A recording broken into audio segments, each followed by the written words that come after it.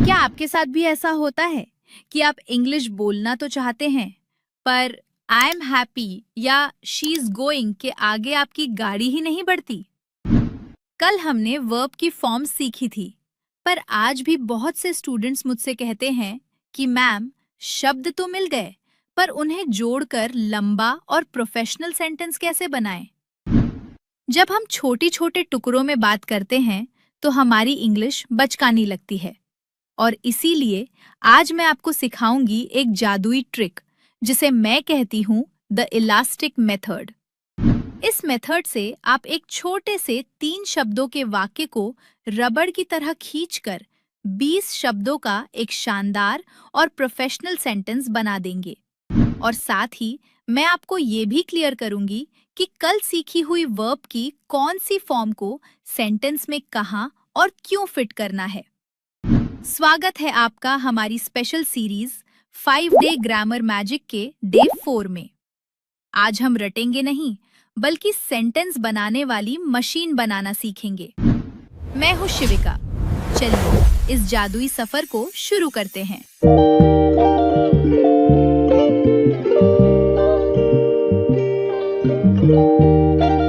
आगे बढ़ने से पहले एक जरूरी बात। अगर आपने अभी तक इस सीरीज की कल वाली वीडियो यानी डे 3 नहीं देखी है, जिसमें मैंने वर्ब की फॉर्म्स याद करने की मैजिक ट्रिक सिखाई है, तो पहले उसे जाकर जरूर देखिए, क्योंकि बिना वर्ब फॉर्म्स के आप बड़े सेंटेंसेस सही से नहीं बना पाएंगे। उस वीडियो का लिंक ऊपर आई बटन और नीचे डिस्क्रिप्शन में है। देखिए, इंग्लिश का कोई भी सेंटेंस हो, वो सिर्फ 3 चीजों पर टिका होता है: सब्जेक्ट, वर्ब और ऑब्जेक्ट।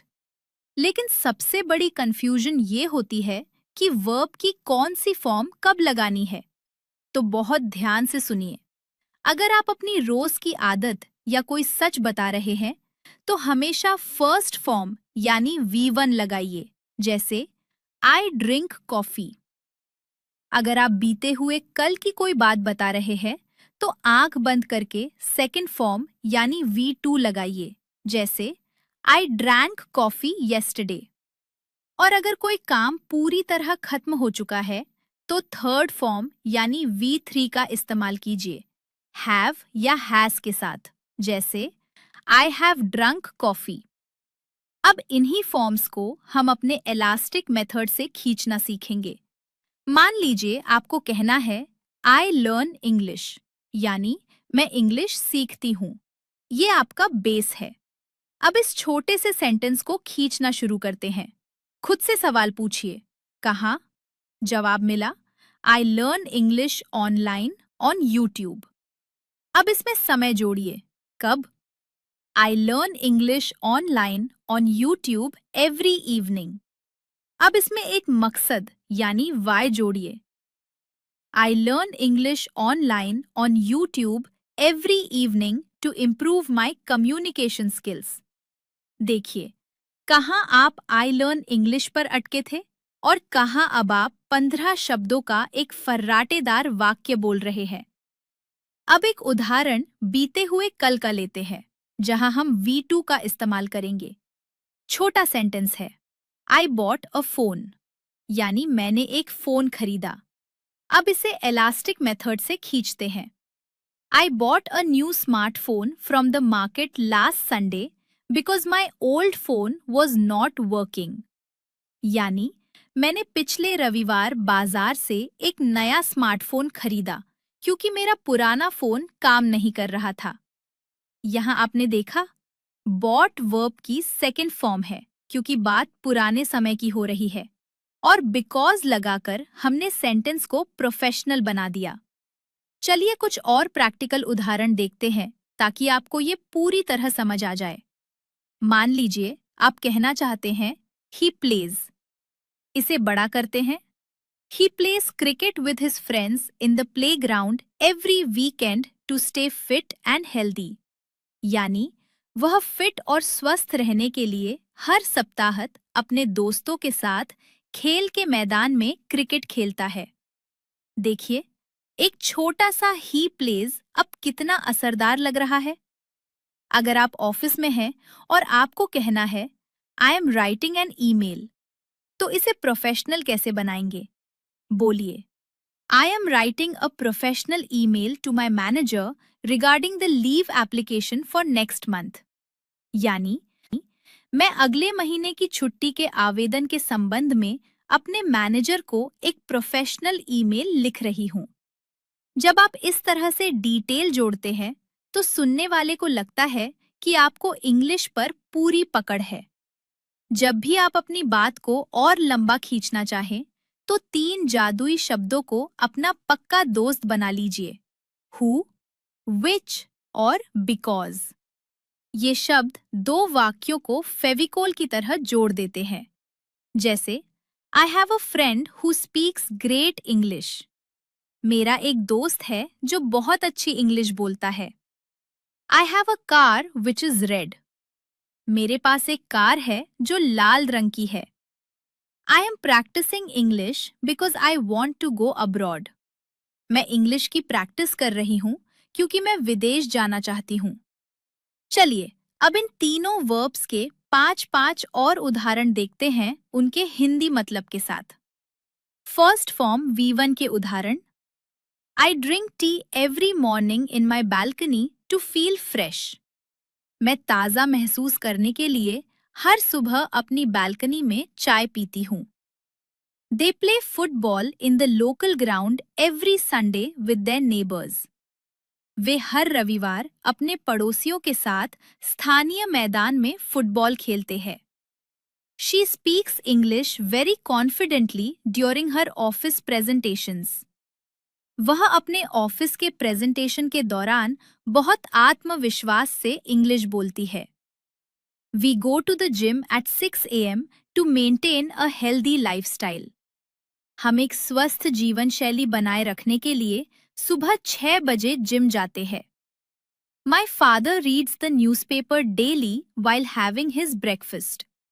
मेरे पिता नाश्ता करते समय रोजाना अखबार पढ़ते हैं। सेकेंड फॉर्म V2 के उदाहरण: I saw a movie last Friday with my best friend at the new cinema hall. मैंने पिछले शुक्रवार अपने सबसे अच्छे दोस्त के साथ नए सिनेमा हॉल में एक फिल्म देखी। He sent an email to the HR department regarding his salary issues yesterday. उसने कल अपनी सैलरी की समस्याओं के बारे में HR विभाग को एक ईमेल भेजा। We visited Goa during our summer vacations and had a great time. हम अपनी गर्मियों की छुट्टियों के दौरान गोवा गए और हमने बहुत अच्छा समय बिताया। She cooked pasta for the first time yesterday and it was delicious. उसने कल पहली बार पास्ता बनाया और वो बहुत स्वादिष्ट था। I met my old teacher at the market and we talked for an hour. मैं बाजार में अपनी पुरानी टीचर से मिली और हमने 1 घंटे तक बात की। थर्ड फॉर्म V3 के उदाहरण: I have finished my homework already, so now I can go out to play. मैंने अपना होमवर्क पहले ही खत्म कर लिया है, इसलिए अब मैं बाहर खेलने जा सकती हूँ। She has broken her glasses while playing badminton in the park. Park में बैडमिंटन खेलते समय उसने अपना चश्मा तोड़ दिया है। They have lived in this city for more than 10 years now. वे अब 10 साल से भी ज्यादा समय से इस शहर में रह चुके हैं। We have watched this video thrice because it is very helpful for our exams. हमने इस वीडियो को 3 बार देख लिया है क्योंकि ये हमारे एग्जाम्स के लिए बहुत मददगार है। He has forgotten his keys inside the car and now he is waiting for the mechanic. वो अपनी चाबियां कार के अंदर भूल गया है और अब वो मैकेनिक का इंतजार कर रहा है। चलिए, जाने से पहले एक बार जल्दी से सब कुछ समेट लेते हैं। हमने सीखा कि सेंटेंस बनाने के लिए हमें चाहिए सब्जेक्ट, वर्ब और ऑब्जेक्ट।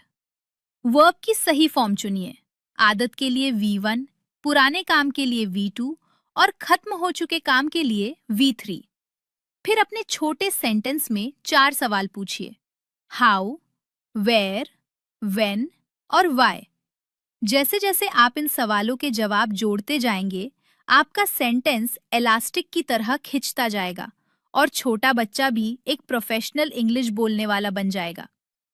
याद रखिए, बिकॉज, हु और विच आपके सेंटेंस के फेविकोल है, जो दो वाक्यों को जोड़कर एक दमदार बात बनाते हैं। तो दोस्तों, आज का असली सबक यही है कि छोटे सेंटेंस बोलना बंद कीजिए और इस इलास्टिक मेथड को अपनी आदत बना लीजिए। कल जो वर्ब की फॉर्म्स हमने याद की थी, उन्हें डायरी से बाहर निकालिए, सही समय देखिए और आज के इस फॉर्मूले में फिट कर दीजिए।